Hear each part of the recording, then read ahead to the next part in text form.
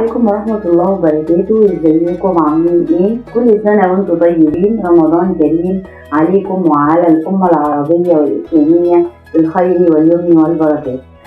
النهاردة أولى الحلقات الحكايات الرمضانية. كل سنة وانتم طيبين. وحكاية النهاردة هي فرحة رمضان في مصر. رمضان في مصر حاجة تانية.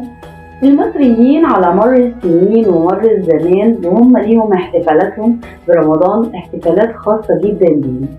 يا دوب يسمعوا ان الرؤية ثبتت وان بكرة رمضان، تلاقي كل منطقة الشباب بتاعها والاطفال اتلموا وجابوا زينة وفوانيس وانوار وعلقوا في الشوارع وملوها فرحة ونور وسعادة، والاطفال تنزل بالفوانيس والفرحة تملى الدنيا بقدوم الشهر الكريم رمضان.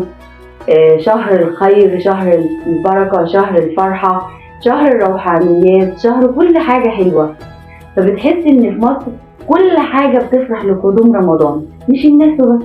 وبعد ما يعلقوا الزينة ويفرحوا بالفوانيس والأنوار ودخلت رمضان الجميلة، أول ما يسمعوا صوت أذان العشاء يتوجهوا بكميات مهولة لصلاة التراويح، اللي هي صلاة بتريح قلوب الناس.